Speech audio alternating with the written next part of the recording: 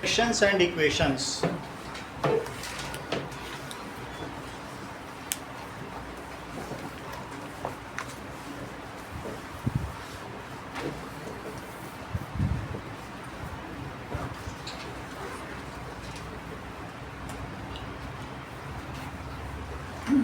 Now, that is chemical change क्या होता है?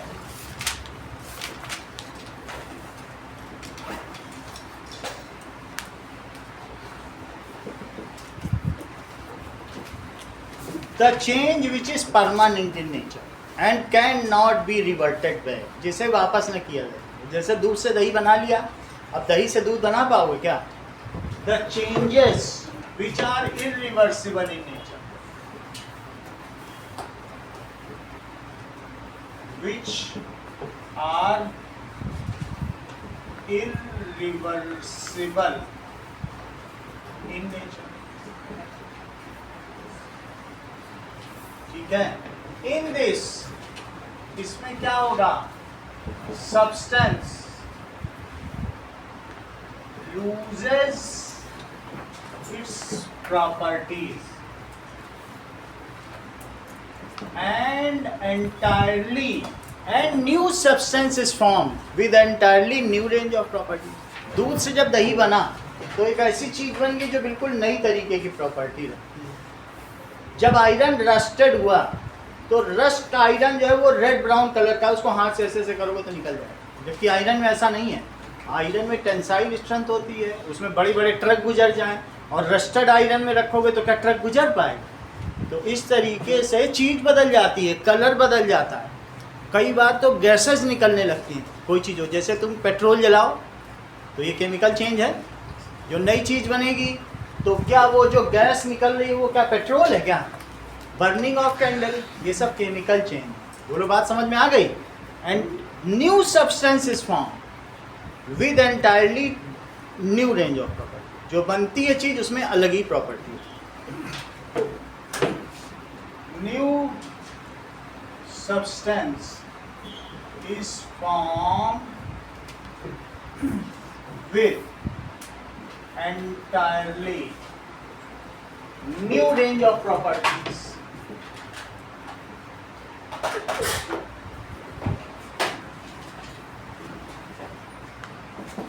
तो मोहजी जब केमिकल चेंज होता है तो वो कुछ चीजें उसमें फॉलोड होती हैं. अगले पेज पे देखो, पेज नंबर 2 पे. So chemical change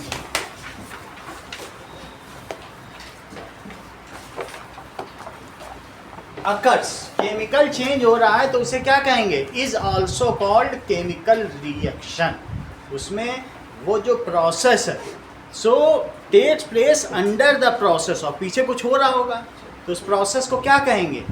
chemical reaction. These are synonyms also. आप केमिकल चेंज को ही केमिकल रिएक्शन कह सकते. केमिकल चेंज हो रहा है so chemical change takes place. क्यों होता है Anushka? Due to chemical reaction. उसमें कुछ केमिकल रिएक्शन होती है और केमिकल रिएक्शन में क्या होती है? And it is followed by. Sir, हाँ सर, केमिकल चेंज को हम केमिकल रिएक्शन भी कह सकते हैं. केमिकल चेंज है तो वही केमिकल रिएक्शन या तो केमिकल रिएक्शन हो. एक प्रोसेस है, उस प्रोसेस का नाम रिएक्शन. जैसे कुछ कोई ना कोई एक फोर्स होता है, एक्शन और रिएक्शन फोर्सेस होते हैं, उसी तरीके से किसके अंदर रिएक्शन हो रही है. कुछ मॉलिक्यूल्स टूट रहे हैं, कुछ नए बन रहे हैं, तो उसकी वजह से ये हो रहा है. सही है. तो केमिकल चेंज किसकी वजह से हो रहा है बताओ? केमिकल रिएक्शन की वजह से. जैसे कि अगर तुम्हारे पास हाइड्रोजन गैस है, ये देखो, और ग्रीन कलर की क्लोरीन गैस होती है, तो तुमने H2 लिया और Cl2 लिया, दोनों ही गैस है. ये लाइट ग्रीन कलर की है, इस तरीके की क्लोरीन गैस. ठीक है, तो दैट इज लाइट ग्रीन. और जबकि ये बैलून में भरी जाने वाली कलरलेस गैस है, तो ये इन दोनों के मिलने से क्या होगा बताओ?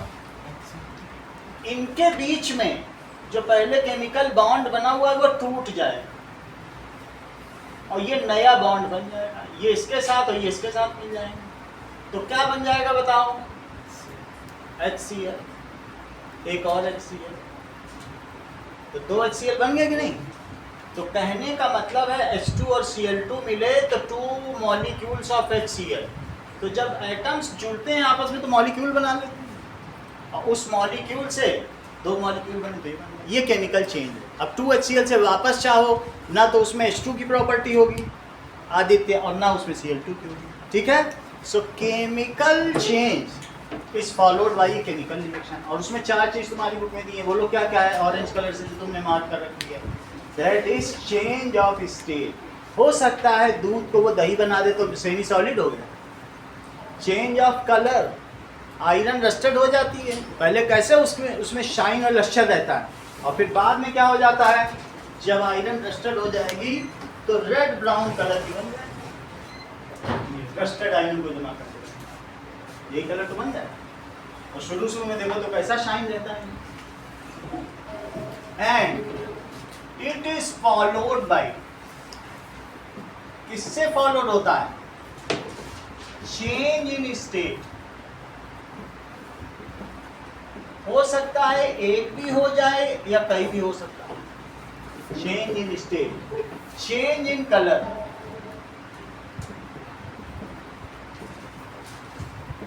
Evolution of gas. कभी कभी गैस निकल जाएगी किसी में, और कभी कभी ऐसा भी होगा change in temperature.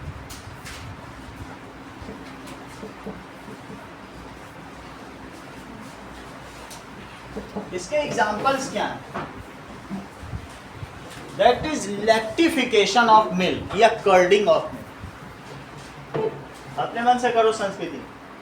That is curding of milk.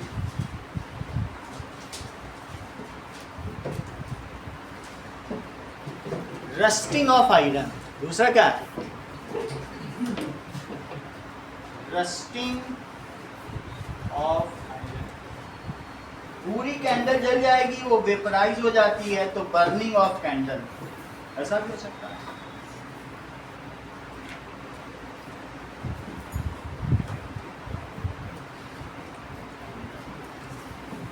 इसके अलावा कभी आपने देखा है जो साउथ इंडियंस है वो बैटर बनाते हैं ईस्ट डाल के, फर्मेंटेशन ऑफ बैटर, फूल जाता है, फिर उससे डोसा इडली बनाया जाता है तो वो फ्लफी हो जाती है। ईस्ट डाल देते हैं या कुछ ना कुछ डालते हैं तो केमिकल चेंज होता है, ईस्ट रिप्रोड्यूस करता है, तो फर्मेंटेशन ऑफ बैटर, ओके, या डो।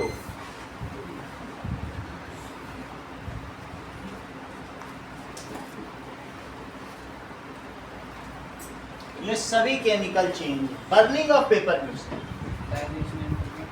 बिल्कुल सही, बर्निंग ऑफ पेपर और digestion of food.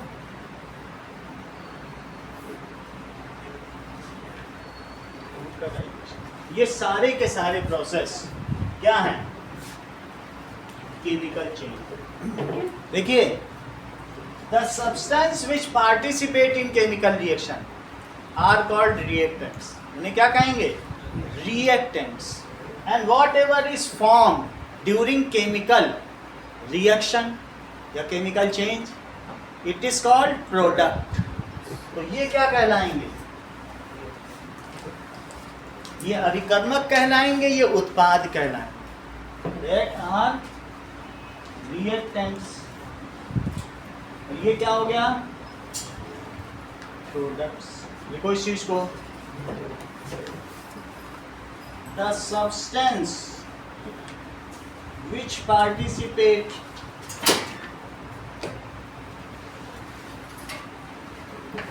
In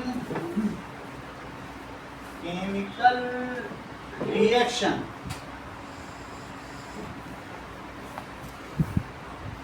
are called, are भी हो सकता है, इज भी हो सकता है, अकेला भी हो सकता है।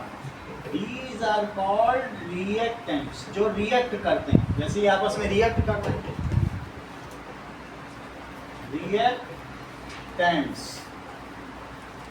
And the new substance with the new substance formed is called, yes, new substance form is called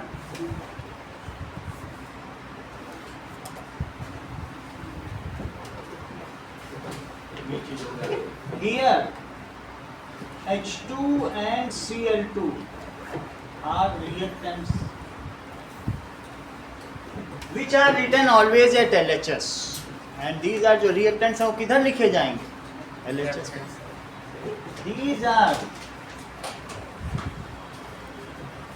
written at LHS or HCl is product which is written at RHS ठीक है and these are separated by arrowhead directing towards product और ये किससे separated होगा arrowhead से जो किस दिशा में इंगित होगा प्रोडक्ट की तरफ these are separated by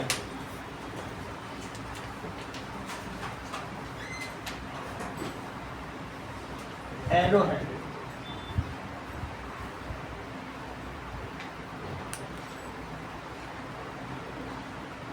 directing towards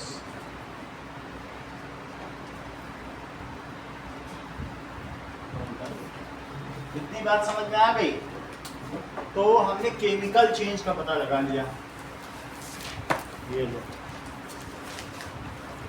Digvijay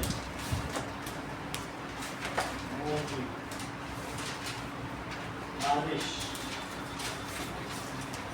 Divyansh अविश Aditya Riddhi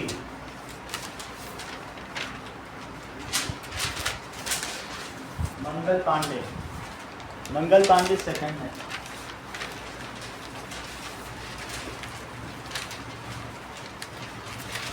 चलो आगे की बात देखें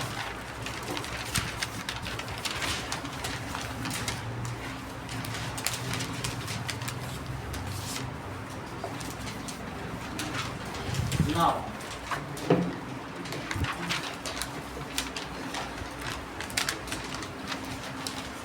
ओके इतनी बात तो तुमको पता चल गई अब हम लोग कुछ चीजें और देखते हैं लेट अस सी कि कुछ केमिकल रिएक्शन देखते हैं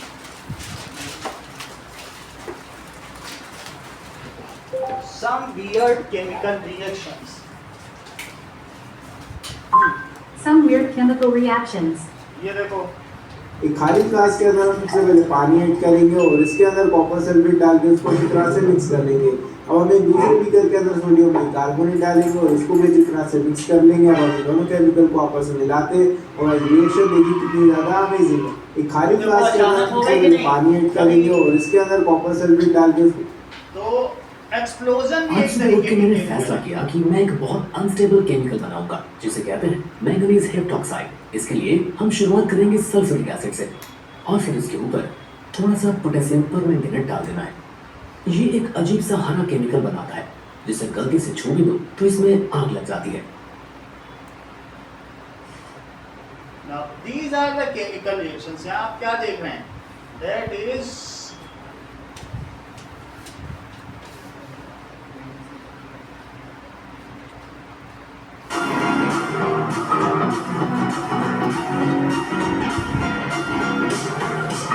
पोटेशियम परमैंगनेट डाल दिया।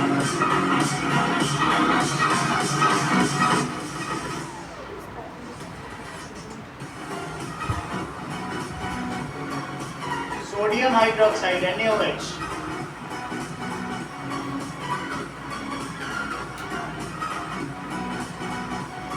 धीरे धीरे ये पिंक से ब्लैक हो जाएगा। एक और भी देखिए that is sharing of sugar. Charring of sugar. ये देखो अगर इसमें थोड़ा हार्पिक डाल दो या जो तेजाब है बाथरूम क्लीनर वो डाल दो शुगर में तो धीरे धीरे इसका रंग देखो काला येलो होने लगा फिर ब्लैक होने लगा फिर ये जल जाएगी। जलने के बाद देखो इसमें हीट निकलने लगी एक्सपेंड होने लगी गैस निकलने लगी। तो आप इससे क्या देख रहे हैं इसको कहेंगे चेयरिंग एक्शन। और बात समझ में आ गई? These are the some chemical reactions. ये पोरस है। Elephant's toothpaste. कुछ और चीजें देखेंगे Elephant toothpaste. कि ये देखो इन लोगों ने पोटेशियम परमैंगनेट लिया है और इसके अलावा जो डिश वॉशर होता है ना घर में, और थोड़ा कलर लिया है। देखो कैसा रिएक्शन हुआ। तो एलिफेंट टूथपेस्ट यहाँ देखिए बनता हुआ हाइड्रोजन परऑक्साइड, आंख में डालने वाली दवा, या जिससे मैनिक्योर पेडिक्योर करते हैं। डिश वॉश ले लिया ना, डिश वॉश विम ले लिया, अब थोड़ा पोटेशियम परमैंगनेट डाल दिया, बन गया एलिफेंट का टूथपेस्ट। ठीक है, तो इस तरीके से हम देखते हैं कि देयर आर डिश वॉशर। ये सेकंड्स में हो जाती है, कुछ केमिकल रिएक्शन तुरंत हो जाती है। इसको मिला दिया, अब हाइड्रोजन परऑक्साइड डाल रहे हैं H2O2। अलग अलग तरीके से बनाएंगे। चलिए, तो we have seen some chemical reactions, ठीक है, जो बहुत फास्ट होने वाली हैं, लेकिन कुछ ऐसी भी होती हैं स्लो होती हैं। जैसे कर्डिंग 4 घंटे में होती है, रस्टिंग ऑफ आयरन 3 महीने में होती है, और जो एटमॉस्फेयर में H2 और O2 है ना, वो 10 to the power 40 ईयर्स में वाटर बनती है। कितनी स्लो है, H2 और O2 है, लेकिन क्या वाटर बन रही है? तो उसके लिए कितने साल चाहिए बताओ? तो कुछ वेरी स्लो है, कुछ वेरी फास्ट है, और कुछ इंटरमीडिएट, लेकिन रिएक्शंस होती है। ठीक है, आगे अगली चीज कि कुछ रिएक्शन हम सिंपली भी देख सकते हैं, जैसे आपके फर्स्ट पेज में बर्निंग ऑफ मैग्नीशियम रिबन दिखाया है।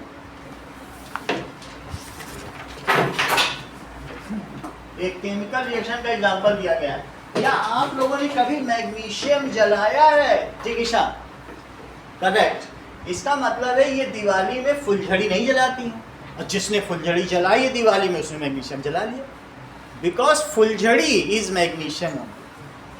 बोलो, बात समझ आ गई? सो जब वो फुलझड़ी जलती है तो उसके पीछे क्या एक तरीके की ग्रे वाइट कलर की राख रह जाती है, वही देखो नीचे तुम्हारे इसमें पेट्री डिश में नीचे इकट्ठा हो गया। अब मैग्नीशियम रिबन जलाया गया, तो मैग्नीशियम रिबन को जब हम जलाएंगे तो क्या होगा? ये देखिए, that is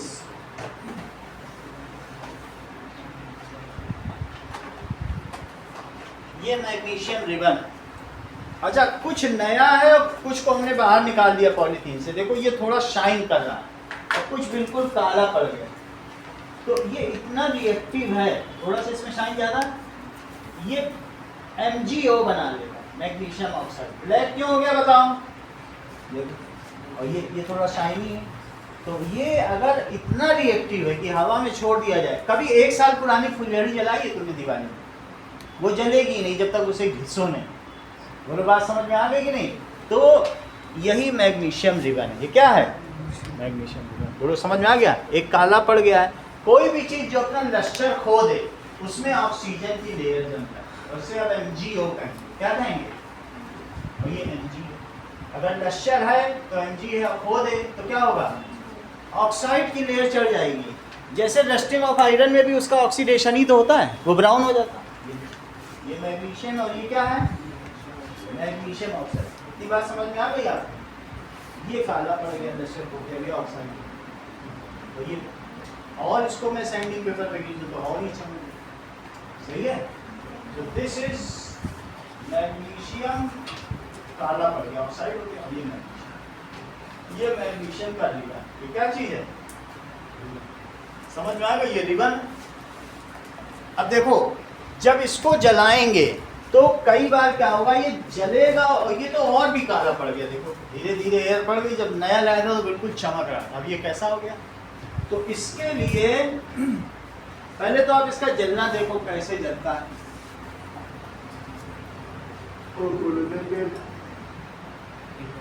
burning of magnesium ribbon. burning तो it. ये देखो, इसको सीधा नहीं जलाना चाहिए. Now what is chemical equation? ऐसे भी बोल सकते हैं symbolic representation of वो भी chemical chemical reactions. That is word equation भी हो सकती है और symbolic representation, both are chemical. तो तुम्हारी बुक में वर्ड इक्वेशन करके लिखा है तो वो भी लिखवा दे रहे हैं और स्लैश करके सिंबॉलिक भी कर.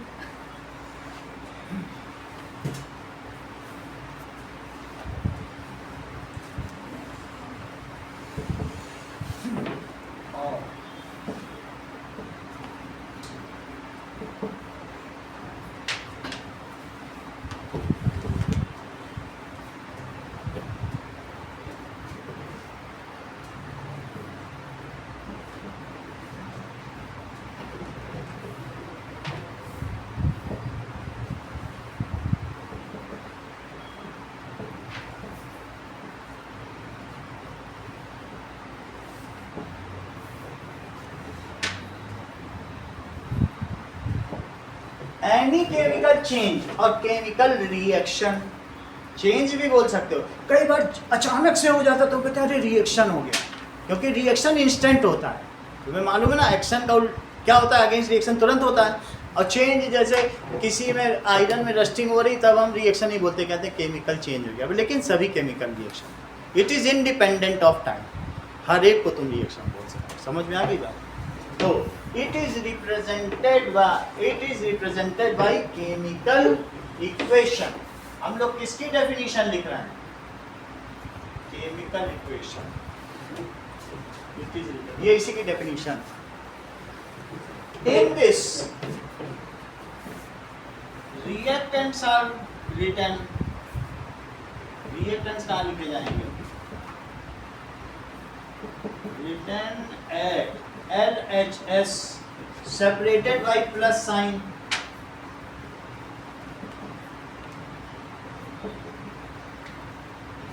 And products are written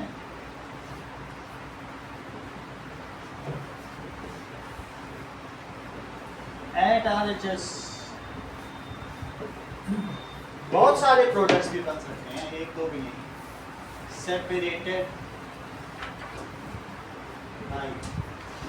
plus sign. ऐसे भी अभी हम आगे देखेंगे दो भी प्रोडक्ट बनना है, जैसे रेस्पिरेशन में दो बनते हैं. अब आगे देखो. In this arrow head is used which is directed towards products. एक एरो हेड भी यूज किया जाएगा. In this arrow head is used which is directed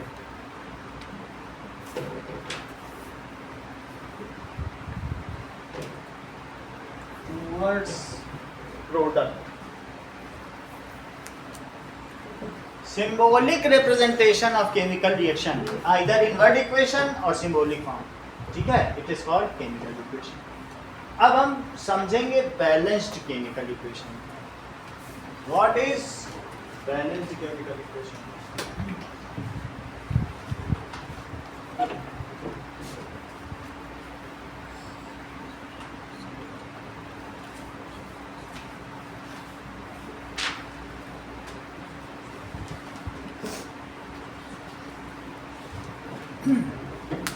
अब जरा इस रिएक्शन में देखो, दो तरीके से आपको बताया जाएगा.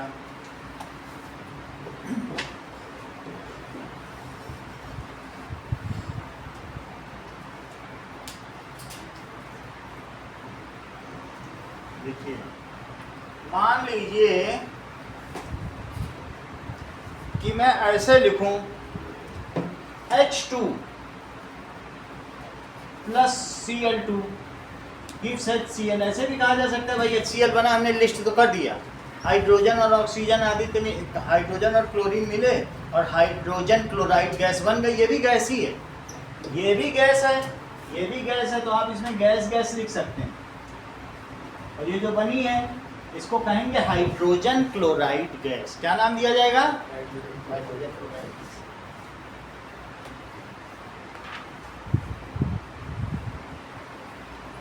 तो ये मुझे बताओ आदित्य, यहाँ हाइड्रोजन के कितने एटम?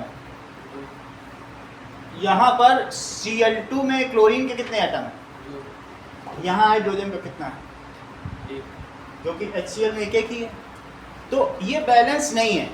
तो हमें मालूम है कि ड्यूरिंग एनी केमिकल रिएक्शन क्या होता है, it is merely rearrangement of atoms. इसमें क्या होता है, no new atom is created, कोई नया एटम बनता है क्या, and no atom is destroyed, ना कुछ नष्ट होता है। जैसे तुम बच्चे को खेलने के लिए बिल्डिंग ब्लॉक दे दो तो वो रेलगाड़ी भी बनाएगा, जहाज भी बनाएगा, लेकिन क्या ऐसा करने की स्थिति में उसके कुछ ब्लॉक्स मिस हो जाएंगे, खो जाएंगे क्या, तो सिर्फ वो रीअरेंज करेगा, बस फंसा के ब्लॉक बनाएगा, जितना है उतना ही रहेगा। तो ऐसा हमारे केसेस में भी हो रहा है क्या, कुछ इसमें नष्ट हो रहा है क्या। So in order to make the law of conservation of mass, so that our reaction is in accordance with law of conservation of mass, the reaction is needed to be balanced। इसलिए chemical equation को हम क्या करेंगे, balance करेंगे, जिससे कि वो द्रव्यमान संरक्षण के नियम का विरोध न कर सके, उल्लंघन न कर सके, इसलिए ठीक है। वाई द केमिकल, पहली बात होती है कि बैलेंस केमिकल इक्वेशन क्या है और इसे क्यों बैलेंस करना जरूरी है। दो सवाल है, अभी तो पहले मैं डेफिनेशन लिख रहा हूँ, फिर क्वेश्चन आएगा why it is needed to be balance. If number of atoms, ठीक है, if number of atoms of each kind at reactant side is equal to the number of respective atoms of that kind in product side, हर प्रकार के अलग अलग परमाणुओं का अभिकर्मकों की ओर और उत्पादकों की ओर अगर परमाणुओं की संख्या समान है तो इस प्रकार की रासायनिक अभिक्रिया को संतुलित रासायनिक अभिक्रिया कहेंगे। If number of atoms of each kind at reactant side, ठीक है, ऑफ वेरियस एलिमेंट्स, बहुत सारे एलिमेंट्स लिए हैं आपने, H2 लिया है, Cl2, ये सब तो पूरे एलिमेंट ही हैं, 118 एलिमेंट्स की लिस्ट है, कुछ गैस हैं, कुछ लिक्विड हैं, कुछ सॉलिड हैं, कुछ मेटल हैं, कुछ नॉन मेटल हैं, कुछ मेटलॉइड्स भी हैं। सो क्या लिखोगे, if when number of atoms of each element at reactant site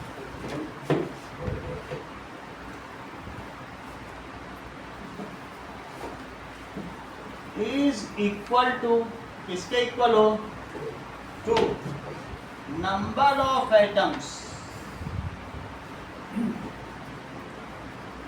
of respective elements in product side,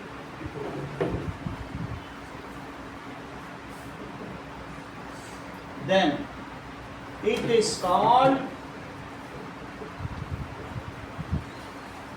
balanced chemical equation।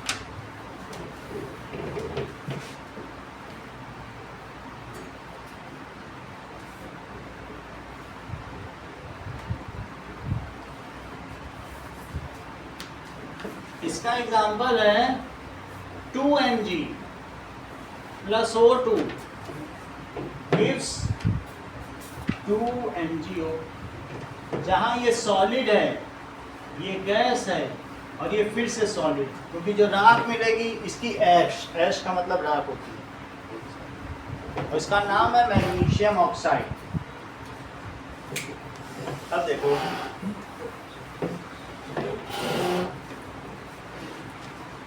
why a chemical reaction is needed to be balanced। पहले बात तो तुमने ये समझ ली, बैलेंस्ड केमिकल इक्वेशन, लेकिन ऐसा करने की जरूरत क्या है।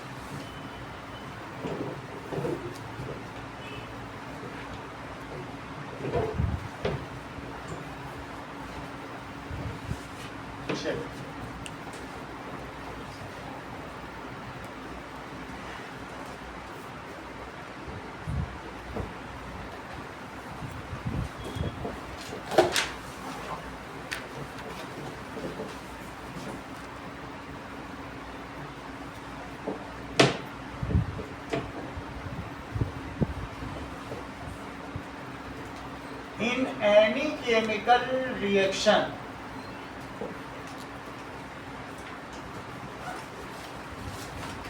only rearrangement of various kinds of atoms takes place.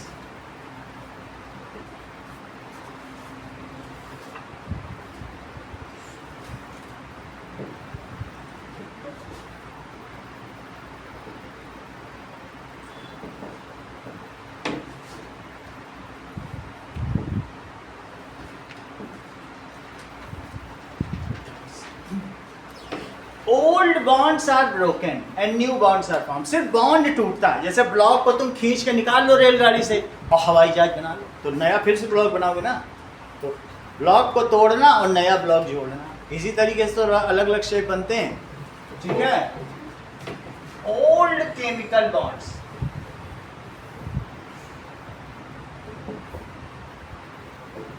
ठीक है, ब्रेक, टूट जाएंगे. And new chemical bonds are form. जैसे आपने HCl के केस में देखा, वो टूट गया ना HH के बीच में और फिर ऐसे जुड़ गया. ऐसे हुआ था कि नहीं हुआ था? तो and new chemical bonds are form.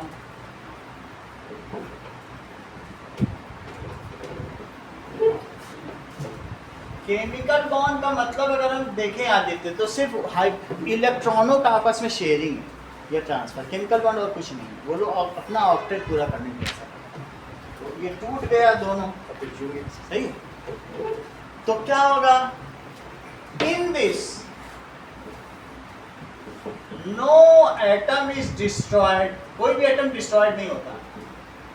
Destroyed and no new atom is created. ऐसा भी नहीं होता कि कुछ नया बन जाए, ब्लॉक बढ़ता चला जाए. ऐसा भी थोड़ी ना होता. No new atom is created. So we need to balance a chemical reaction, a chemical equation, so that it is in accordance with law of conservation of mass. हमें क्यों जरूरत है? So we need to balance chemical equation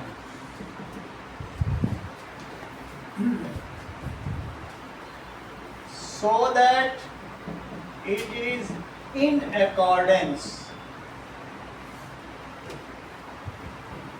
with law of conservation of mass.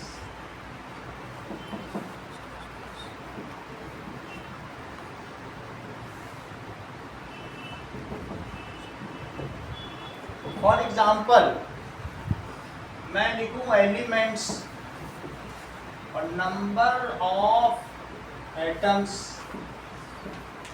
Of reactants at LHS और number of atoms of products at RHS. ऐसे तो जब हम ये टेबल बना लेंगे, इट इज टेबुलेटिंग. हम कैसे इंश्योर करेंगे कि ये हमारी रिएक्शन बैलेंस है? हम इस तरीके से इंश्योर करेंगे.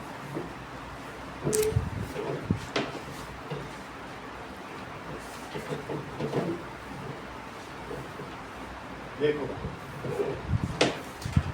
हमने देखा कि हमारे पास दो एलिमेंट हैं.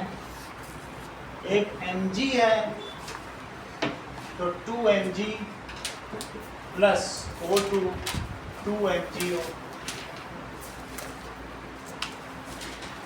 तो एक एलिमेंट तो Mg ले लिया, एक O ले लिया. दो तरीके के टाइप ऑफ एलिमेंट्स हैं हमारे रिएक्टेंट्स. तो यहाँ तक की बात हो गई. दिग्विजय, ये बताओ रिएक्टेंट साइड में Mg के कितने एटम्स हैं? रिएक्टेंट साइड बताओ, बोलो. बहुत धीमे बोल रहे हैं.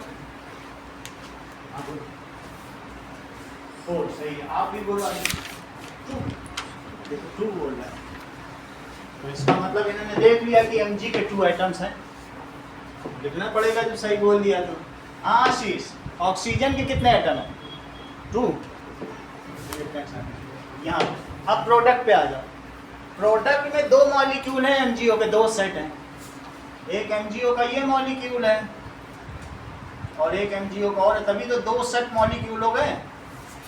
तो यहाँ बताओ number of atoms of Mg element at product, यहाँ कितने हैं Mg? 2। फिर ऑक्सीजन के कितने हैं? क्यों? 2 सेट है ना यहाँ पे, तुम देख के नहीं बता पा रहे भाई। 2 फैमिली पार्टी में हाथ पकड़े पकड़े जा रहे हैं पति पत्नी, तो कितने सेट ऑफ पति हुए और कितने सेट ऑफ पत्नी हुए? और मान लो बीच में बच्चा भी ले लिया तो 3 सेट ऑफ बच्चा, 3 सेट ऑफ पति, 3 सेट ऑफ पत्नी। पार्टी में जाना है तो ऐसे ही तो करना पड़ेगा। तो कितने ऑक्सीजन हुए? 2, क्योंकि सेट 2 है ना मॉलिक्यूल का, और हर सेट में 1 ऑक्सीजन। तो इसमें तुम क्या लिखोगे? As number of atoms of each element on both side are same, so given chemical equation is a balanced chemical. ये लिखना जरूरी है। एज क्या लिखोगे? देखो दोनों तरफ 2 2 हैं, सेम हो गई कि नहीं? As number of elements of number of atoms of different elements on both sides are equal, so given chemical equation is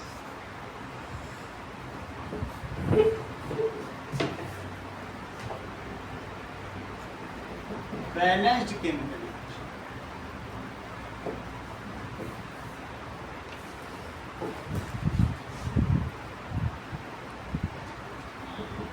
चलो अब देखो क्वेश्चन पूछा गया है कि वाई मैग्नीशियम रिबन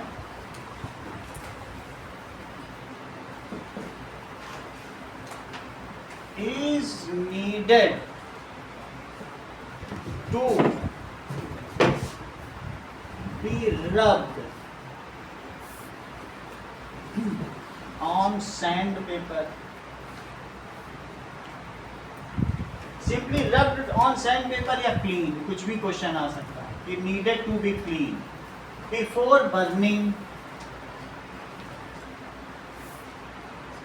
अगर पुरानी फुलझड़ी ना जले तो उसको जमीन में थोड़ा घिस दो, उसका नया पोर्शन एक्सपोज हो जाएगा, जल जाएगा। सही है? चलिए देखो, दैट इज अगर हमें कोई चीज करनी है सैंड पेपर पे भी करना है, तो सैंड पेपर तो आप लोगों ने या एमरी पेपर या एब्रेसिव तो देखा ही होगा। ये इस तरीके का रेग माल होता है, इस तरीके की चीज़ देखी है।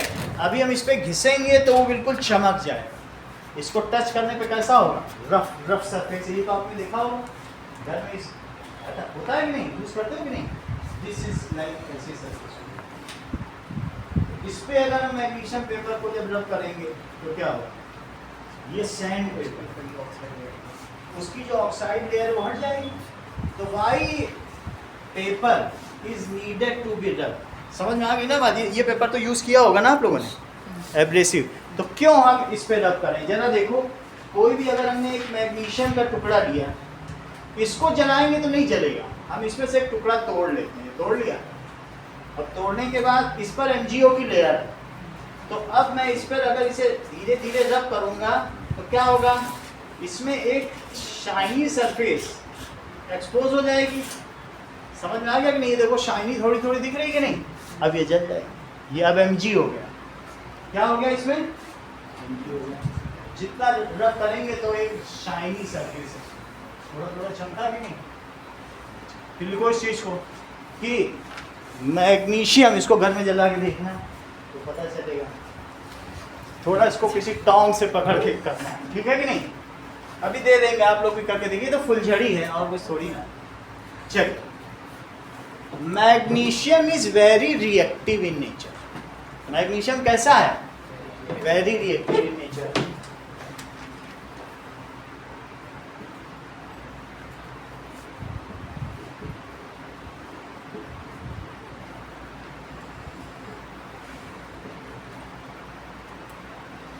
When it is exposed to atmosphere,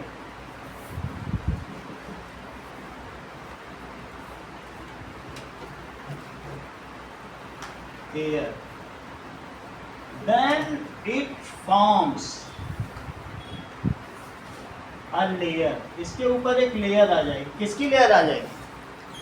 layer of oxide layer आ जाएगी.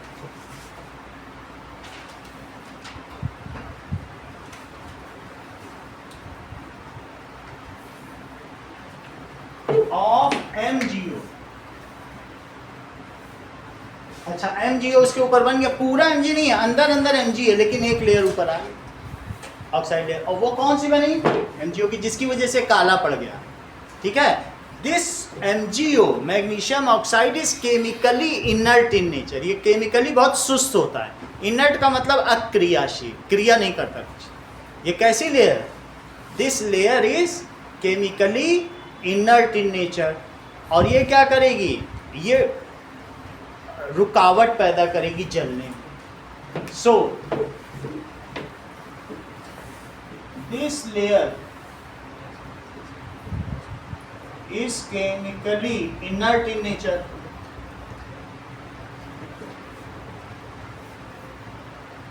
Chemically inert in nature. ठीक है. And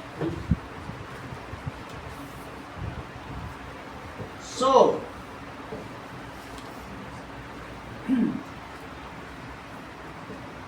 ribbon is needed to be rubbed on sandpaper.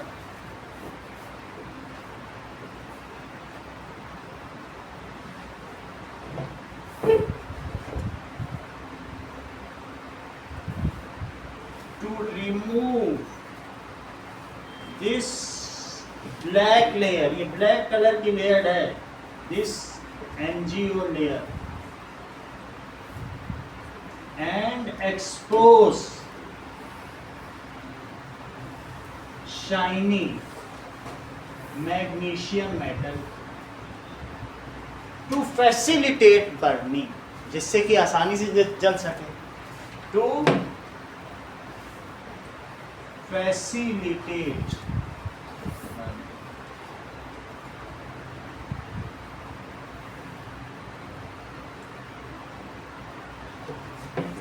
ये क्वेश्चन कई बार आया हुआ है. चलो नाउ पेज नंबर 3 पे सबसे ऊपर देखो दीप्ति, 1.2 रिएक्शन देख के बताओ ये बैलेंस है कि नहीं है. नहीं. ठीक है. तो अब तुमने ये तो जान लिया कि बैलेंस करना क्यों जरूरी है. But how the reactions are balance. लेकिन बैलेंस करोगे कैसे? एक तो है कि होना जरूरी है, लेकिन ऐसे हम सिंपली टूल लगा रहे हैं, ऐसे सब लोग तो नहीं लगा पाएंगे, कोई प्रोसीजर तो होगा. तो that is how chemical reactions are balanced. इस चीज को देखो.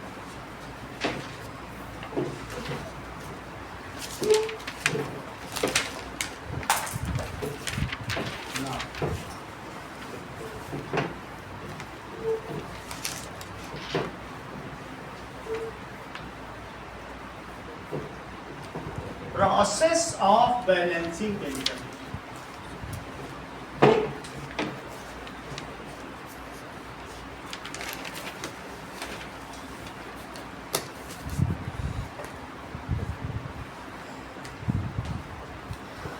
इक्वेशन, रिएक्शन नहीं लिखना है, अब इक्वेशन पे ही चलेगा. चलो ठीक है. रिएक्शन को तो हमने इक्वेशन बना दिया इक्वेट करके. अब देखो, मान लीजिए आपके पास Fe है और वाटर है, तो ये बन जाएगा Fe3O4 plus H2. Fe hot होना चाहिए. कभी ऐसा हुआ है कि तुमने गरम तवे पे घर पे पानी छिड़क दिया, मम्मी रोटी बनाते हैं, और फिर तुम्हें तेजी से डांट पड़ी? ऐसा हुआ है कभी? हो जाता है. क्यों हो जाता है? जब तुम लोहे पे पानी डालोगे तो अल्टीमेटली लोहा रिएक्ट कर जाएगा. जहां तुम पानी डालोगे वहीं गड्ढा पड़ जाएगा. मम्मी का तुमने तावा खराब कर दिया 100 रुपए का, वहां गड्ढा पड़ गया. क्यों? क्योंकि अब मैग्नेटाइट बन गया Fe3O4, और जब Fe3O4 बन गया ये वाटर के साथ सॉल्युबल है, धुल जाएगा। डोसे वाले को हर 4 महीने में अपना तवा बदलना पड़ता है, इतना मोटा होता है, और हर डोसा बनाने के बाद वो पानी डालता है, और पानी डालने के बाद जब वो साफ़ करता है तो वो एक लेयर हट जाती है, आयरन भी हटता है, लेकिन उसके साथ डोसा मटेरियल भी हट जाता होगा, तो फ्रेश लेयर ऑफ आयरन के साथ वो नया डोसा बनाता है। 4 महीने में वो अपनी इतना मोटा तवा ही चेंज कर देता है, क्योंकि पतले में होगा तो कहीं जल जाएगा, जहाँ फ्लेम आएगी इवनली थोड़ी ना हो पाएगा। तो ये एक रिएक्शन है कि hot iron when water is sprinkled over it या H2O गैस पास कर दो, दोनों ही सूरत में H2O गैस की भी संपर्क करा दो Fe पे तो भी यही बात हो, या आयरन हॉट हो और पानी डाल दो तो भी यही होगा। Then magnetite is found. Fe3O4 कुछ नहीं है, ये FeO और Fe2O3 इन दोनों का मिक्सचर है। देख लो जरा Fe3O4 है कि नहीं, Fe2O3 कुछ नहीं है, ये रस्ट है जिसका ये फार्मूला है, उसे पढ़ लो। आयरन अगर काला पड़ जाए तो FeO है। कभी आयरन सीधा रस्ट नहीं पकड़ता, जब नया आयरन फ्रेश आयरन होता है ना तो चमकता रहता है, ये Fe2O3 रस्ट हो, ठीक है। ये रेड ब्राउन रस्ट है, इसे चेक करो। सारे कलर याद रखना, अभी इसमें ज़रूरत पड़ेगी इसीलिए दिखा रहा हूँ। ये आयरन रस्ट है, ये ठीक है, Fe2O। अब आयरन देखो, आयरन का कैसा कलर होता है, आयरन बहुत शाइनी होता है, लेकिन अगर इसे तुम जरा भी देर इसमें रखोगे तो फिर इसका शाइन चला जाएगा।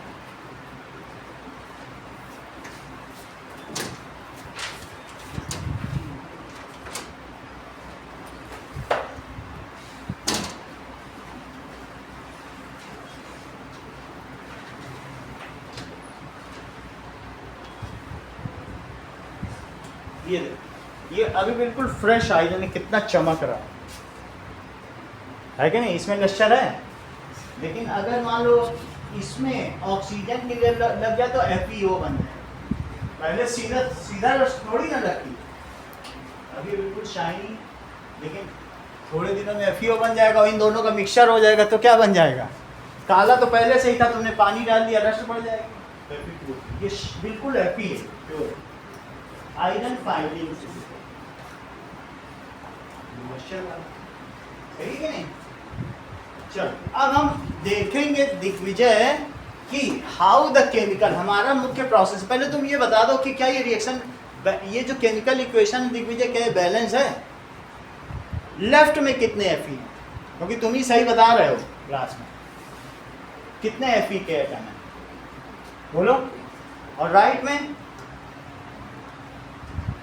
3 है। इसका मतलब बैलेंस तो नहीं है क्या, क्योंकि कोई भी एटम को कोई ऐसा तो नहीं नष्ट हो जाएगा, कोई डिस्ट्रॉय होगा या कोई क्रिएट हो जाएगा, दो नए क्रिएट हो जाएंगे, तो नीडेड टू बी बैलेंस। इसका प्रोसेस देखो, सही है।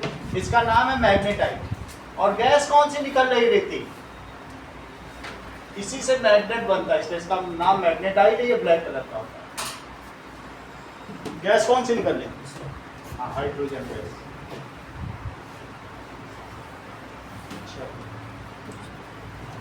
प्रोसेस देखिए जिगिशा, फर्स्ट स्टेप 1,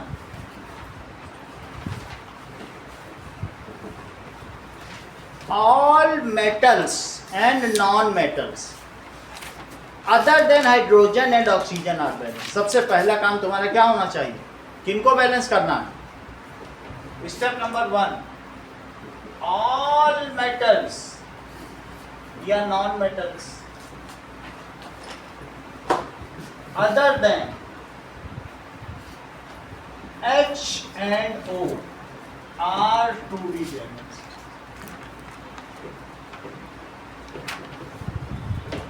स्टेप 1 करके देख रहा हूँ, ये 3 नंबर क्वेश्चन, इसी को फिर से लिखो। Fe plus H2O, Fe3O4 plus H2। ये देख लो, नंबर ऑफ एटम्स या मॉलिक्यूल जो यहाँ लिखा गया है इसको कहते हैं स्टोइकियोमेट्री। इसका क्या नाम होता है कि कितना नंबर है, तो हमें स्टोइकियोमेट्री बैलेंस करते हैं। स्टोइकियोमेट्री मीजरमेंट इसका करना है। तो इसे बैलेंस करो।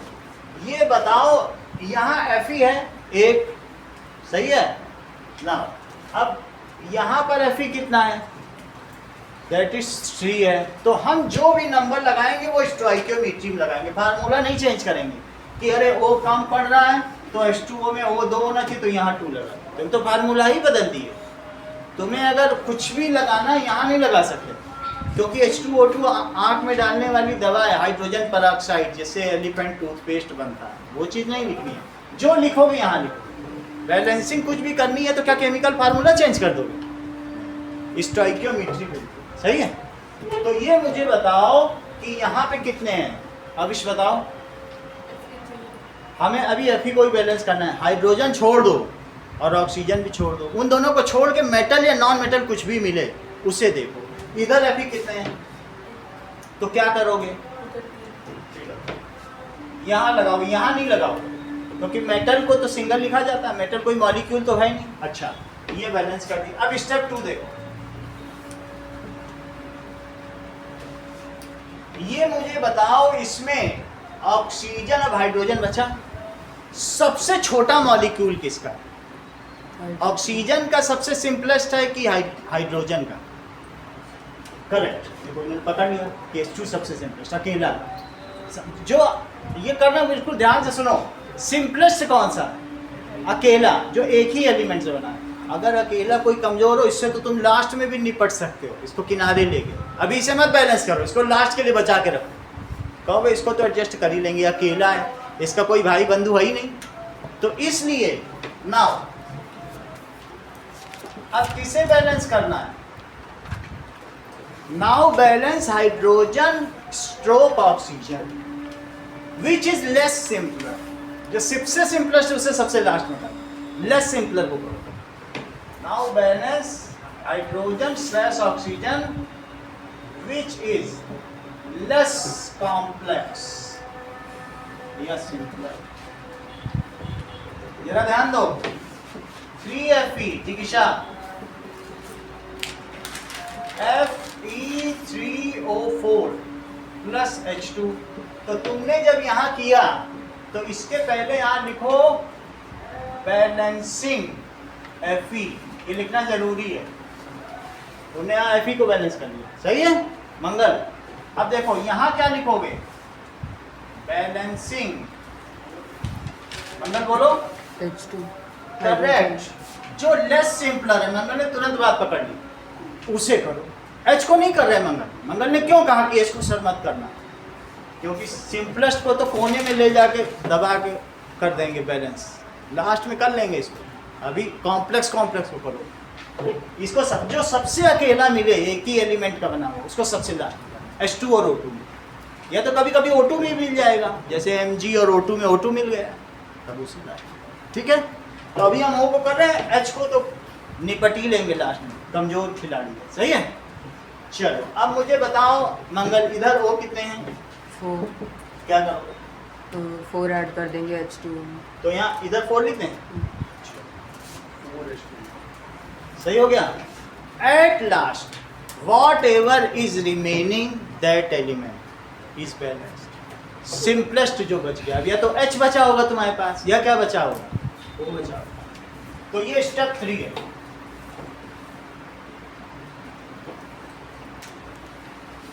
At last out of H and O which is simplest, Aarish जो सबसे simplest, which ever is simplest is balance. हाँ आदित्य, अब मैं यहाँ क्या लिखूं, बैलेंसिंग H। चलो अब इसको मेरा करवा दो, इसी को उतारो। सबसे पहले इसको यहाँ उतारा, जितना हो गया उसको यहाँ उतार के फिर आगे किया। अब ये वाला स्टेप उतारो, 3Fe plus 4H2O, that is Fe3O4 plus H2। ये बताओ यहाँ H कितने हैं, 8, क्योंकि H2O के 4 सेट हैं, समझ में आ गई बात कि नहीं? H2O के 4 सेट, एक H2O, 2 H2O, 3 H2O और 4 H2O। तो 4 सेट में 8 होगा कि नहीं? इसका इसमें मल्टीप्लाई करो। इधर तुमने 8 बता दी, इधर कितने? कैसे करोगे बैलेंस? 4 लगा दिया, ठीक है। अब जबकि आपने इतना कर दिया है तो अब कुछ काम दिव्यांग से भी करा लें। सब कुछ बैलेंस हो गया है। अब हम इसकी चेकिंग करें कि क्या ये बैलेंस है भी कि नहीं। उसके लिए आपको इसे टेबुलेट करना है, जैसे बुक में टेबुलेट किया गया है, 4th पेज भी किया गया होगा, देखो। तो यहाँ लिखो elements, number of atoms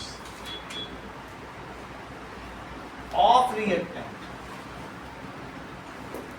at LHS, number of atoms of products भी दो हैं at RHS। अब दिव्यांश बिना बुक देखे तो मुझे ये बताओ इसमें एलिमेंट कौन कौन से हैं और फिर उन एलिमेंट्स में एटम्स के नंबर कितने कितने हैं, लेफ्ट हैंड साइड में भी और राइट हैंड साइड में। पहले एलिमेंट्स बताओ। सर Fe, H2 H लिखो, एलिमेंट में ये नहीं लिखा जाता, मॉलिक्यूलर फॉर्म में नहीं लिखा जाता। H, ठीक है। Fe का बताओ।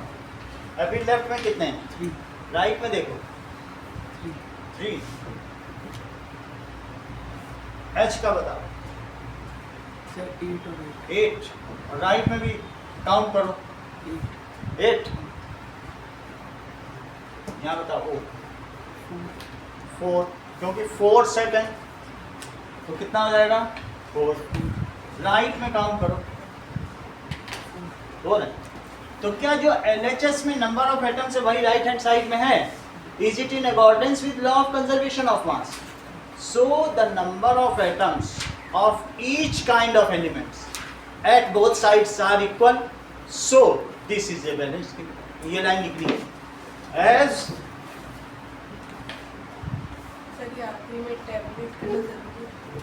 टेबुलेट करना पड़ेगा। अभी देखो 3-4 क्वेश्चन तक तुमसे टेबुलेट करवाएंगे, जब ये प्रैक्टिस हो जाएगी फिर छुड़वा देंगे, क्योंकि कभी कभी टेबुलेट ही 2 नंबर का आ जाता है। तो ऐसे में एक बार प्रैक्टिस हो गई तब फिर छुड़वा देंगे, लेकिन अभी 4 क्वेश्चन तक कराएंगे। Number of atoms of each kind at both sides elements on both sides are equal, so it is a balanced। इसलिए ये संतुलित रासायनिक समीकरण है, बैलेंस्ड केमिकल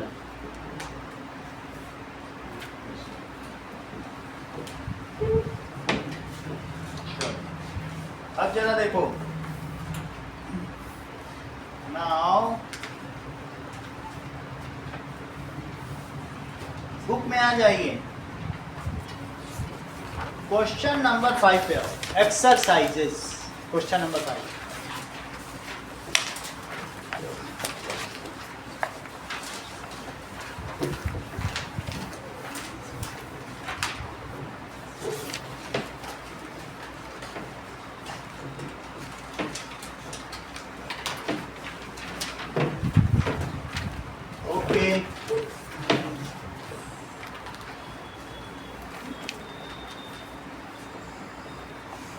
पहला क्वेश्चन, अभी पढ़ो, बताओ जरा इसकी केमिकल सिंबॉलिक फॉर्म में। Hydrogen gas combines with nitrogen gas to form ammonia, symbolic form में बताओ। हाँ, हाइड्रोजन गैस को क्या कहते हो आदित्य? H2। ये अच्छा जानते, इसका मतलब इन्हें मालूम था। और नाइट्रोजन गैस को क्या कहते हो? बहुत अच्छा, आरिश आप भी बताओ। N2। एटमॉस्फेयर में जो गैस है वो कैसे होगी, N2। क्यों N2 होगी? क्योंकि नाइट्रोजन का सिंबल क्या है बताओ, एटॉमिक नंबर 7 है, तो इसलिए इसका कॉन्फ़िगरेशन क्या हुआ, 2,5। नाइट्रोजन का लुईस डॉट स्ट्रक्चर क्या हुआ, 5 आउटर मोस्ट वाली वैलेंसी के इलेक्ट्रॉन दिखाए जाते हैं, और दूसरे नाइट्रोजन का क्या हुआ। तो ये कहेगा इससे मेरे 3 कम पड़ रहा है, क्या मैं तुम्हारे 3 यूज कर लूँ, मुझे ऑक्टेट पूरा करना जरूरी है, तो उसका नहीं लेगा, कहेगा हाँ बिल्कुल लो, और फिर ये बोलेगा तुमने हमारे 3 लिए तो हम भी तुम्हारे 3 लेंगे। समझ आ गई बात? तो इनमें 3 बॉन्ड बनते हैं। कितने बॉन्ड बनते हैं? Triple bond. कितना बन जाएगा? जैसे हाइड्रोजन है, हाइड्रोजन में एक ही इलेक्ट्रॉन रहता है और दूसरे में भी एक ही है, तो ये कहेगा मैं तुम्हारा एक ले लूँ, मुझे डुप्लीकेट पूरा करना है, क्योंकि फर्स्ट ऑर्बिट में 2 ही होते हैं। कहेगा तुमने हमारा लिया तो मैं भी तुम्हारा एक लूँगा, तो equal number of electrons are shared from both the combining atoms. तो इसकी वजह से ये H2 बना, और इसकी वजह से ये क्या बना बोलो, N2। नाइट्रोजन बोला कि मेरे को 3 की कमी पड़ रही है, क्योंकि मेरे पास ये है, और यहाँ हाइड्रोजन इसके खड़े थे, वो इससे बोलने लगे कि मुझको भी एक की कमी पड़ रही है, नाइट्रोजन क्या तुम मुझे अपना एक इलेक्ट्रॉन दोगे? उसने कहा बेशक, आप मेरा एक इलेक्ट्रॉन ले लीजिए। इसको भी दे दिया, और इससे भी कहा आप भी क्यों नहीं ले लेते, तीनों को एक दे दिया। अब लेकिन नाइट्रोजन ने कहा चूंकि आप लोगों ने मेरा एक इलेक्ट्रॉन लिया है, तो हम भी आपका एक इलेक्ट्रॉन लेंगे, और मेरे सर्कल में ऑक्टेट पूरा होगा, और आप अपना डुप्लेट से मौज करिए। तो अब ये NH3 बन गया। NH3 किसका फार्मूला? अमोनिया का। तो ये N और H, चूंकि इन्होंने एक इलेक्ट्रॉन शेयर किया, इसलिए इसे हम NH3 ऐसे लिखते। इन्होंने सिंगल किया तो ये सिंगल बॉन्ड हो गया, इन्होंने ट्रिपल किया तो इसे कैसे लिखें? लेकिन फार्मूला यही है जो आदित्य ने बताया। अब आदित्य इसकी केमिकल इक्वेशन बनाएंगे बिना टेक लगाए। बिना टेक लगाए बताओ,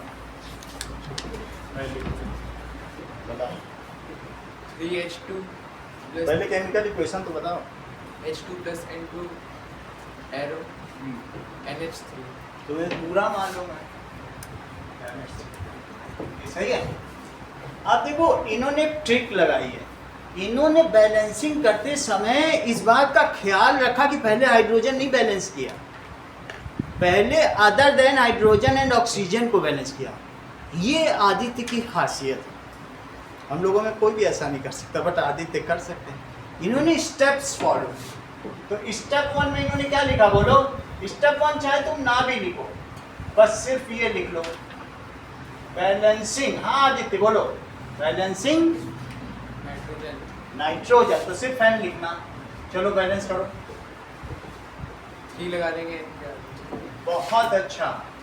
देखो NH2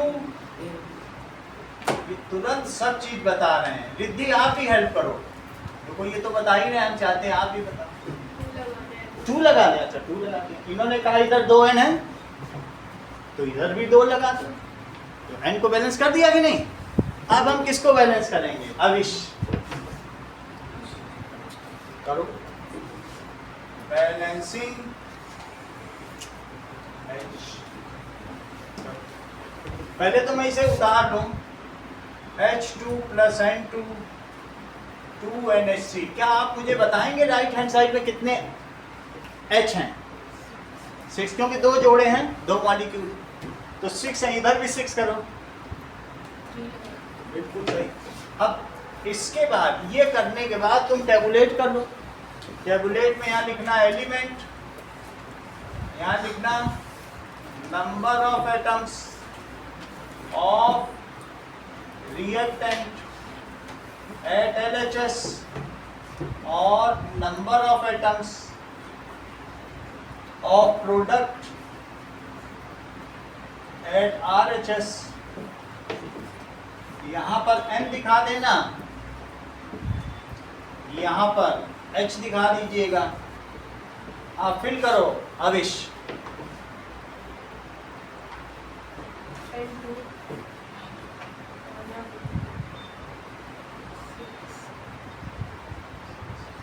और फिर इसके बाद कंक्लूड कर देना। कंक्लूड क्या करोगे वो तुमको मालूम, सही है। तो चलो अब हम लोग बी पार्ट को मोहजीत से पूछते हैं।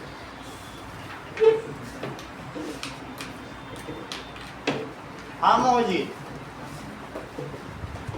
इसकी केमिकल इक्वेशन बताओ सिंबॉलिक फॉर्म में। ये तो ये हो गया, ठीक है बताओ। करेक्ट। तुम भी आशीष बताओ, जो मोहजीत ने बताया उसको रिपीट करो। तुम भी तो कुछ बताओ। आरिश, H2 बहुत धीमे धीमे बोलो। करेक्ट। हाँ आप भी बोलो।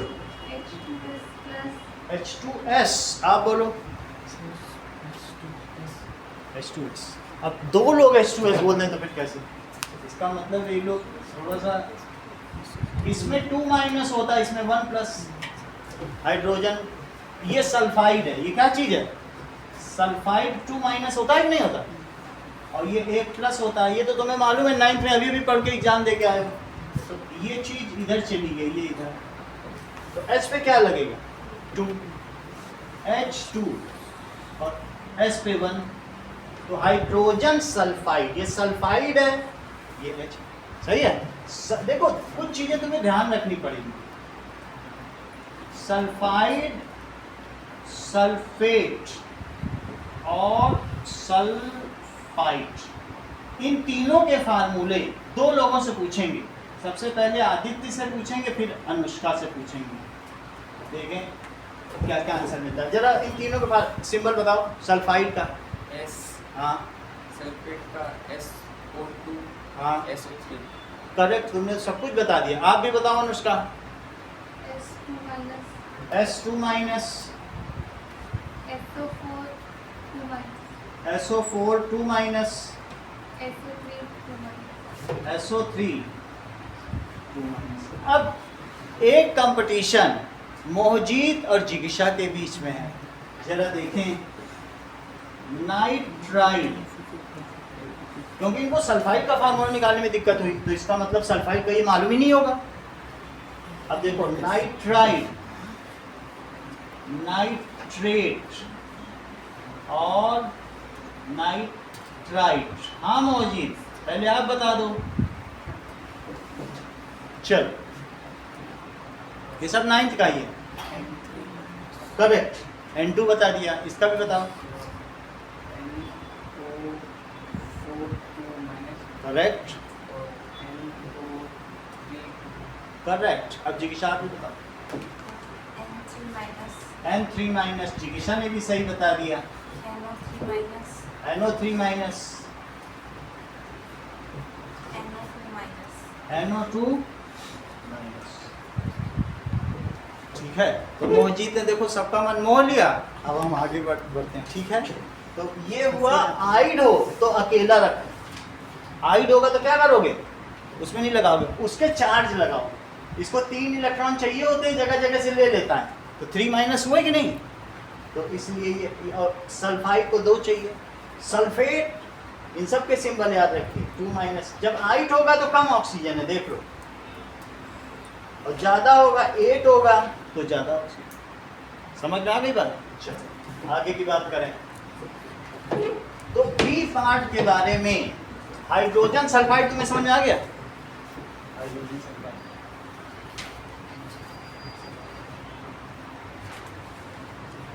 चलिए। हाँ मोहजीत, इसकी इक्वेशन बताओ। बी की बताओ। H2S, हाइड्रोजन सल्फाइड हो गया, प्लस बॉन्ड्स इन एयर, बोलो O2, क्योंकि एयर से O2 से ही तो बंद करेगा, जैसे मैग्नीशियम रिबन बंद किया था। और क्या बना रहा है? देखो, देख के बताओ ना।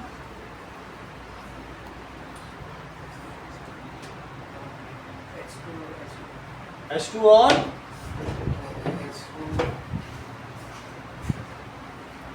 हाँ आप बोलो। H2O और सल्फर डाइऑक्साइड का क्या फार्मूला होता है? कार्बन डाइऑक्साइड का नहीं मालूम? कार्बन डाइऑक्साइड का क्या होता है?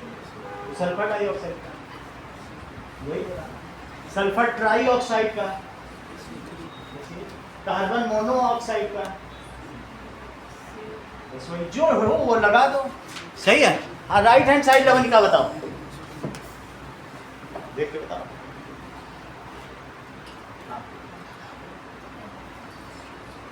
धीमे धीमे बोल लेगा, बोलो। प्लस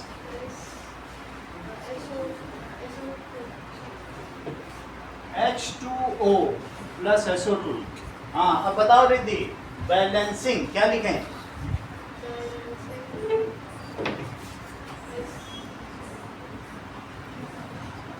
बैलेंसिंग ऐसे तुमने सही कहा।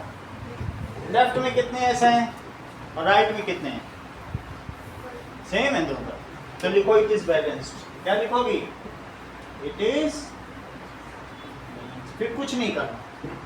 अब मुझे बताओ कि इसमें तुम H को पहले बैलेंस करना चाहती हो कि O को? क्योंकि जो सबसे अकेला है उसको लास्ट में पकड़ के किनारे मारेंगे।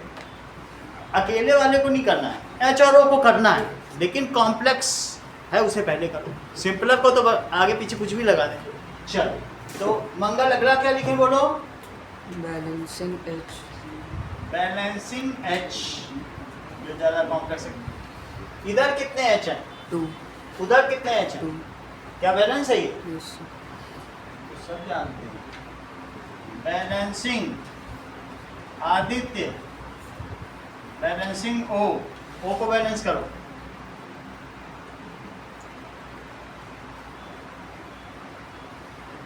LHS में 3 लगा देंगे वो क्या है? करेक्ट। इधर कितने O हैं? 2 उधर कितने हैं? 3 हैं। तो इधर 3 करो इसको। कैसे करोगे? 3 आगे लगा देंगे। 3/2, क्योंकि ये जब इससे मल्टीप्लाई होगा, इससे मल्टीप्लाई होता है ना, जैसे 4H2 में कहीं लिखता हूँ तो तुम क्या करते हो? इसको मल्टीप्लाई कर लो।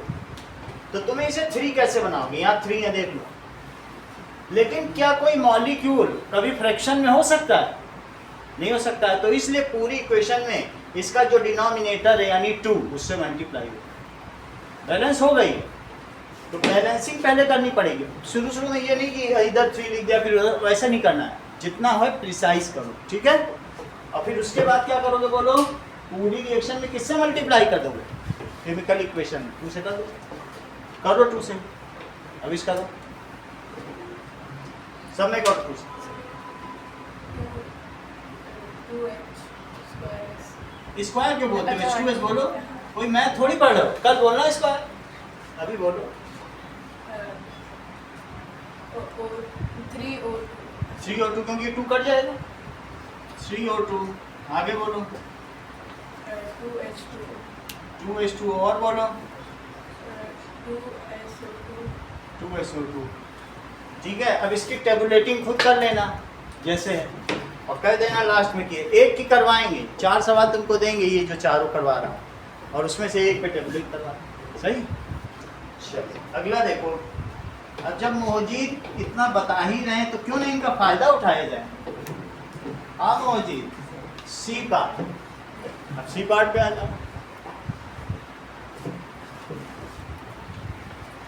ये सब नोट करते रहो, ये सब काम आएंगे जब चैप्टर में ही है सारे।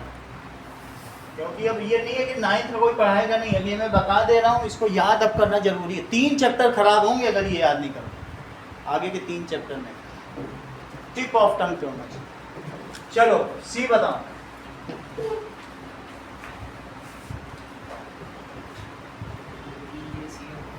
BaCl। देखो इन्होंने कितनी आसानी से बता दिया। हम लोग भी यही याद रखें कि इन्होंने बताया कि ये सब को पता होगा तभी इतनी आसानी से बता ले रहे हैं। ये कैसे हैं? Monovalent cation. कौन कौन से? और कौन कौन से हैं? ये सब क्या है बोलो? Monovalent cation. सही है। क्या नाम दिया जाए इसको? Monovalent cation. Bivalent cation. हाँ मोजीद, कोई 7 बाईवैलेंट कैटायन बताओ।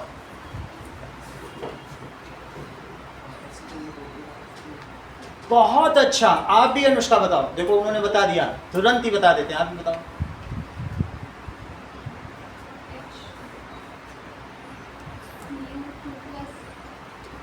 Cu2+ और बोलो। Mg2+। अभी मोहजीत ने बेरियम का सवाल था तो Ba2+ को पहले ही बोल चुके हैं।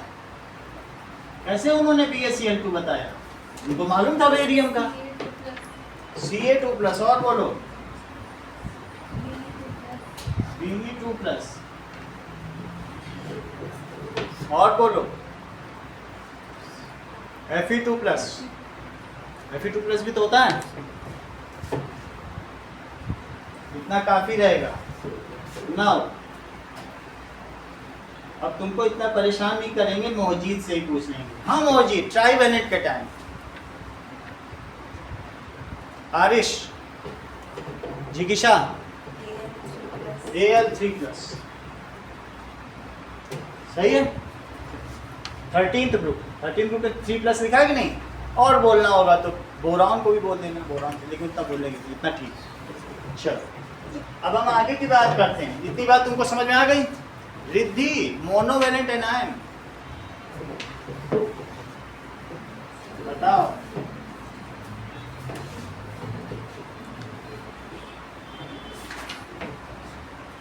चलो मोनोवेलेंट एनायन बताइए।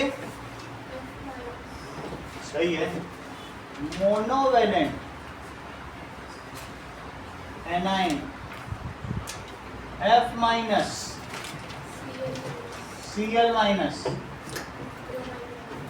ब्रोमाइन - ब्रोमाइड बोलो। ब्रोमाइड आयन, फ्लोराइड आयन, ये सब में आइड लगेगा। और बोलो। Iodide ion H-। 4 और बोलिए। OH-। बहुत अच्छा। और बोलो।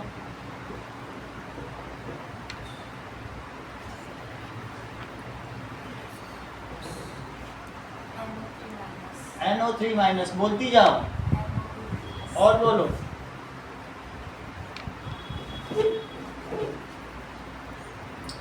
ये किसका फार्मूला है? सल्फेट है। H+ इसमें जोड़ दो तो क्या हो जाएगा? चार्ज को चार्ज के साथ भी न्यूट्रलाइज करो। HSO4 8- हाइड्रोजन सल्फेट आयन या बाई सल्फेट आयन। बोलो, बात समझ में आई? समझ में आया? ये किसका फार्मूला है? बोलो आदित्य। कार्बोनेट। H+ जोड़ दो तो क्या हो जाएगा? HCO3-। सही है। तो मोनोवेलेंट में और 4 और बताइए। पहला ही माइनस। करेक्ट, ये बहुत अच्छा खेल खेल रहे हैं। HSO4-, HCO3-। सही है। मतलब लिथियम में माइनस, मेटल में माइनस लगा रहे हैं। इतनी हिम्मत किसके पास होगी? 10th में कोई कर पाएगा? आदित्य कर सकता। आदित्य का मतलब सूर्य होता है। मेटल में जिसने निगेटिव लगा दिया उससे बड़ा बहादुर कोई नहीं। नॉन मेटल में सबने देखा होगा, मेटल तो इलेक्ट्रॉन देते हैं ना, वो कैटायन। चलो इतनी बात तुमको समझ में आ गई। तुमको सिर्फ 4 बाईवैलेंट एनायन बताने हैं, तुम्हारे लिए काम आसान करना। बोलो। चलो बताओ। SO3 2-। ठीक है। O2-। और बताओ। जिसमें 2- लगाना, उधर देख लो कहीं पे 2- लगा है, वही वाली लिंक है। और SO4 2-। और 2- मंगल उधर देखो। 16th ग्रुप देखो। 16th ग्रुप में सब में 2- लगेगा। इसकी हेल्प लो अभी कुछ दिन, तब तुम्हें याद हो जाएगा। ठीक है ना? अब तुम्हारा लिखना, ये तो पहले लिखने पड़ेगा अकेले वाले। अच्छा अब तुमने क्या बताया? और बोलो, 2 और बोलो।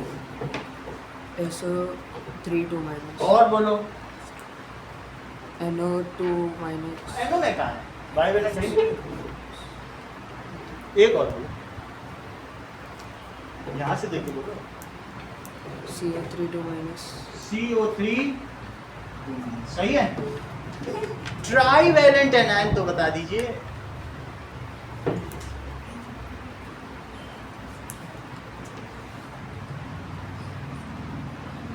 बताओ। N3 minus. एन एक, हाँ बिल्कुल सही। P3 माइनस, और एक बोलो, बोलो एक और। PO4 minus. PO4। अब हम लोग देखेंगे कि मौजिद ने क्या ट्रिक की उसकी। इन्होंने BA यहाँ से उठाया होगा और Cl कहाँ से उठाया होगा, यहाँ से। देखो कितनी आसानी से ये स्विफ्टली काम कर रहा है, मैं ट्रिक बता रहा हूँ। तो बेरियम के नीचे क्या लिखा होगा इन्होंने, 2+, और Cl के नीचे क्या लिखा होगा, सही है। अब जरा देखो, दैट इज फार्मूला बनाओ मंगल, BaCl2.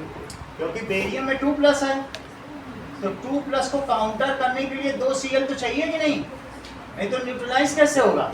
2+ का साइन 2- न्यूट्रल हो गया। चलो BaCl2 आगे बताओ। Al2SO4. Al2SO4. ये तो अच्छा बता देते हैं, तुम भी बताओ जब ये इतना अच्छा बता रहे हैं। इन्होंने Al का लिख लिया और सल्फेट का भी लिख लिया। Al का कितना साइन होता है बताओ, क्या 3+ होता है, कहीं लिखा है यहाँ पे।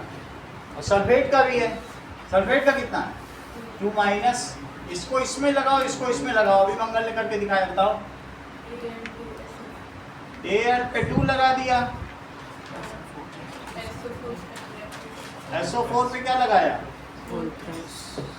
तो SO4 Al2, और SO4 पे क्या लगाया बोलो, होल थ्राइस लगा दिया। राइट हैंड साइड बताइए आदित्य, देख के बताओ क्या बना इससे, बेरियम सल्फेट बना। बेरियम सल्फेट का फार्मूला बताओ, अंदाजा लगाओ, सीख जाओगे 2 दिन, इसीलिए पूछा। नहीं भी पता होगा तो भी बताओ। ये हाँ SO4 होल पे कुछ लगेगा, 2 minus. मतलब BaSO4 होल ट्वाइस लगाना चाहते हो कि BaSO4, BaSO4 ये कह रहे हैं कि BaSO4, क्योंकि Ba 2+ है और ये 2-, तो सिंगली ही बस वो कर जाएंगे, न्यूट्रलाइज कर देंगे। BaSO4 आगे बताओ जी किशान। देखो Al पे कितना है और Cl पे कितना है, तो क्या फार्मूला बनेगा बताओ, यहां से देख के। AlCl3, बोलो समझ में आ गई। आपको क्या क्या सवाल करना है वो मैंने define chemical change,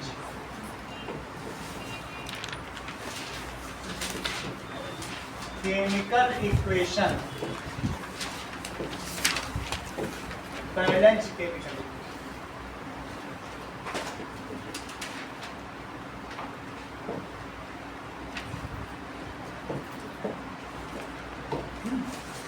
Why a chemical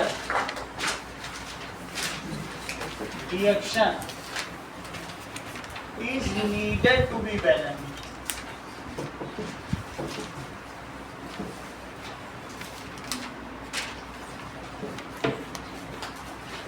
ठीक है, why it is needed to clean magnesium ribbon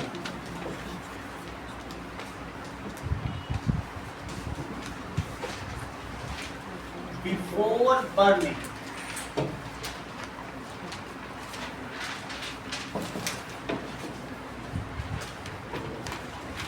Balance stepwise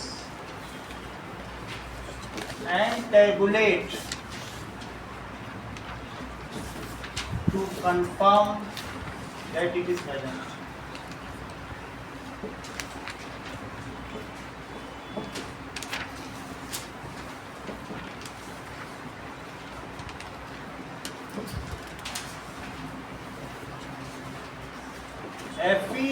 plus H2O gives Fe3O4 plus। इतना सवाल करना।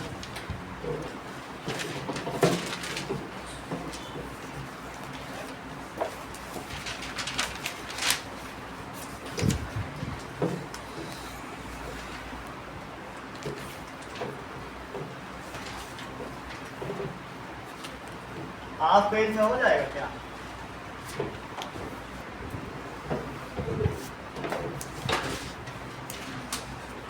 अनुष्का हाफ में हो जाएगा कि नहीं? ये बात